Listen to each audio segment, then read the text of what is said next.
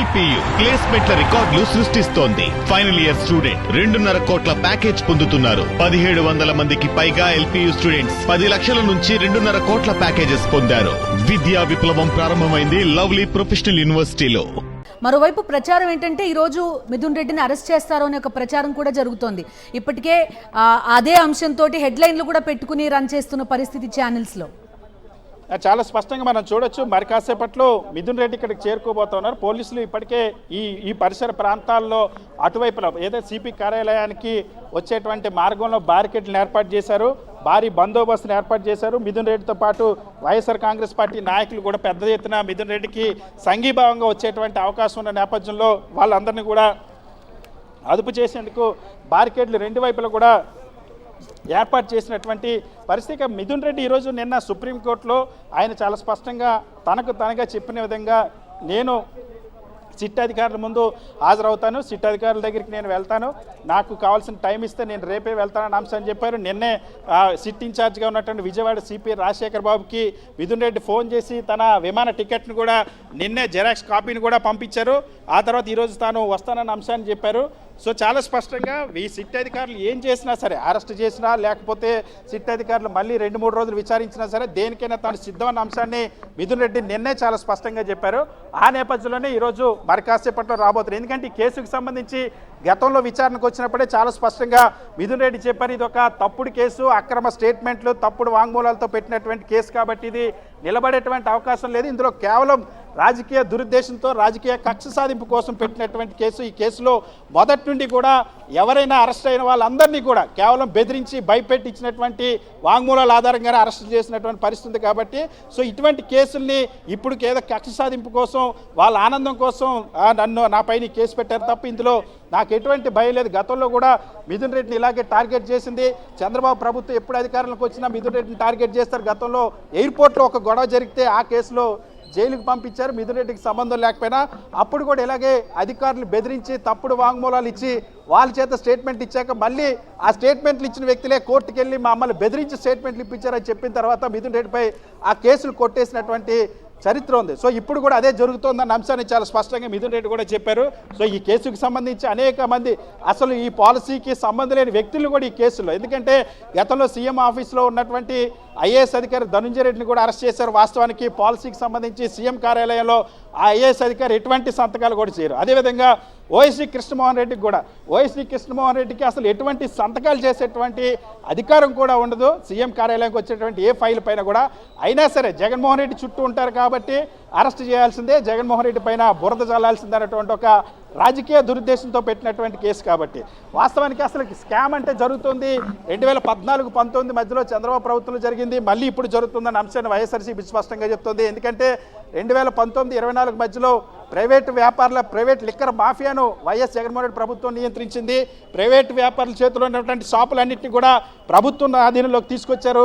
అదేవిధంగా 33% మద్యం షాపుల సంఖ్యను తప్పించారు. 4,000 మద్యం పర్మిట్ రూములు రద్దు చేశారు. 43,000 బెల్ట్ షాపులు రద్దు చేశారు.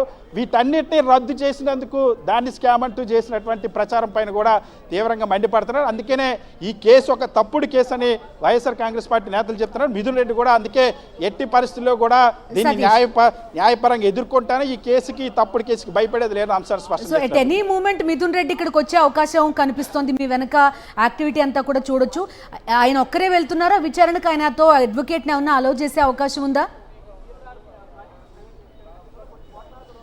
మిథున్ రెడ్డి ఎంపీ మిథున్ రెడ్డితో పాటు ఢిల్లీ నుండి తిరుపతి ఎంపీ గురుమూర్తి కూడా వచ్చారు. గురుమూర్తి కూడా వెళ్ళేటువంటి అవకాశం ఉంది. అదేవిధంగా తన న్యాయవాదుల బృందాన్ని కూడా ఇప్పటికే సిద్ధం చేసుకున్నారు. అయితే సిట్ అధికారులు వాళ్ళు అనుమతిస్తారా లేదా, విచారించేటువంటి సందర్భంలో అనుమతిస్తారా లేదా అన్న అంశాన్ని కూడా చూడాలి. ఖచ్చితంగా తన న్యాయవాదులతోనూ ఎంపీ గురుమూర్తి ఇతర మరికొంత నాయకులు కూడా మిథున్ రెడ్డి వెంట ఉన్నారు. అయితే వాళ్ళందరూ అనుమతిస్తారా లేదన్న అంశాన్ని ఇంకా తెలియాల్సిన అవసరం ఉంది. సిట్ అధికారులు ఈరోజు ఏం చేస్తారన్న దానికి సంబంధించి సో పూర్తిగా ఎవరు వెనకాల రాకుండా మిథున్ రెడ్డితో పాటు వైఎస్ఆర్ కాంగ్రెస్ పార్టీకి సంబంధించినటువంటి ఎమ్మెల్సీలు, మాజీ ఎమ్మెల్యేలు, మాజీ మంత్రులు కూడా చాలామంది గన్నవరం ఎయిర్పోర్ట్కి చేరుకున్నప్పుడు కూడా అక్కడి నుండి బయలుదేరినటువంటి వాళ్ళందరినీ కూడా ఎన్కేపాడు దగ్గర ఆపేసినటువంటి పరిస్థితి, నియంత్రించినటువంటి పరిస్థితి.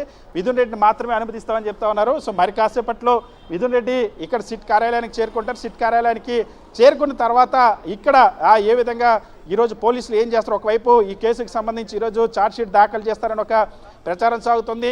మిథున్ రెడ్డి సంబంధించినటువంటి విచారణ పూర్తవ్వక ముందు ఆ ఛార్జ్షీట్ దాఖలు చేస్తారా లేదా, ఇప్పుడు మిథున్ రెడ్డి వచ్చారు కాబట్టి ఈ విచారణ పూర్తి చేశాక చేస్తారా, అందులో ఎవరి పేర్లు, ఎందుకంటే ఎల్లో మీడియా ఇప్పటికే 3-4 రోజుల నుండి ఒక కథనాన్ని వండుతోంది, ఒక కథనాన్ని ప్రచారం చేస్తుంది, ఒక లీడ్ ఇస్తుంది. ఎల్లో మీడియాలో ఏ వార్తలు వస్తే వాటినే రిమాండ్ రిపోర్ట్లుగా ఛార్జ్షీట్లుగా పోలీసులు వేస్తున్నారు కాబట్టి ఇప్పుడు వాటిలో ఎవరి పేర్లు వస్తాయన్నటువంటి చర్చ కూడా సాగుతున్నటువంటి పరిస్థితి. సో ఈ నేపథ్యంలోనే మరి కాసేపట్లో మిథున్ రెడ్డి వచ్చాక ఆయనే స్వయంగా ఈరోజు అటెండ్ అవుతా ఉన్నారు కాబట్టి సిట్ ముందుకు, తర్వాత సాయంత్రం తర్వాత అరెస్ట్ చేసామని చెప్తారా, చేస్తే ఇవాళ న్యాయమూర్తి ముందు ప్రొడ్యూస్ చేస్తారా లేదా, ఈ అంశాలన్నిటికీ సంబంధించి కూడా సిట్ విచారణ ప్రారంభమైన తర్వాత ఒక సాయంత్రానికే దీనిపైన ఒక స్పష్టత వచ్చేటువంటి అవకాశం. సతీష్, ఒక విషయం చెప్పండి, ఆయన నా ఫోన్లు మీకు ఇచ్చేస్తానని చెప్తున్నారు సిట్ అధికారులకి.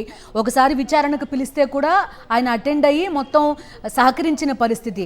ఈ నేపథ్యంలో ఈ హడావుడి అంతటికీ కారణం ఏంటంటే ఏం చెప్తారు? ఎందుకంటే చూస్తున్నాం నిన్నటి నుంచి ఎలాంటి కథనాలు వండి వారుస్తున్నారు అనేది.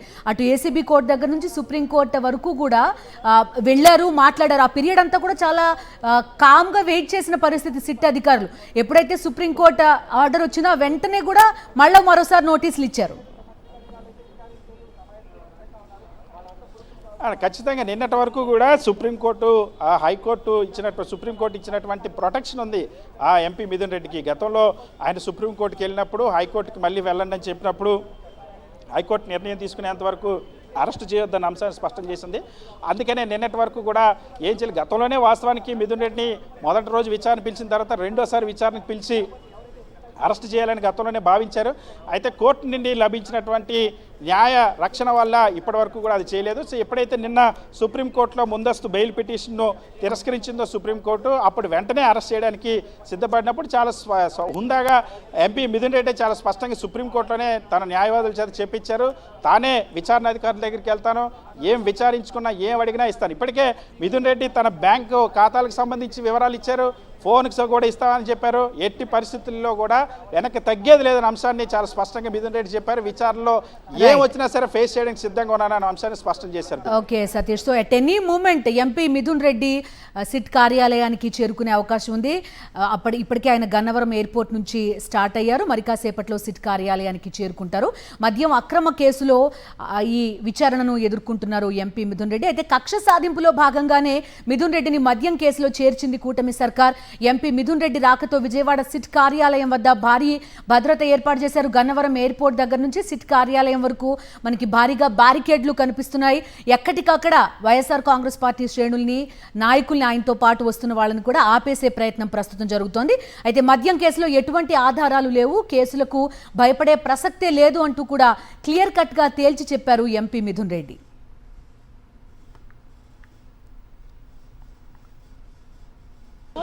ఈ కేసు పూర్తిగా రాజకీయ కక్షలతో పెట్టిన కేసు. ఇది నిలబడే కేసు కాదు. ఇప్పుడు ప్రస్తుతానికి హరాస్ చేసి ఏదో అరెస్టులు చేసి వాళ్ళు ఆనందం పొందొచ్చు, కానీ ఇది నిలబడే కేసు కాదు. ఇది పూర్తిగా ఒక తప్పుడు కేసు. సో దీని గురించి ధైర్యంగా ఎదుర్కొనేదానికి సిద్ధంగా ఉంది.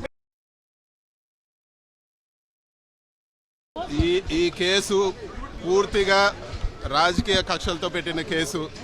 ఇది నిలబడే కేసు కాదు. ఇప్పుడు ప్రస్తుతానికి హరాస్ చేసి ఏదో అరెస్టులు చేసి వాళ్ళు ఆనందం పొందొచ్చు, కానీ ఇది నిలబడే కేసు కాదు. ఇది పూర్తిగా ఒక తప్పుడు కేసు.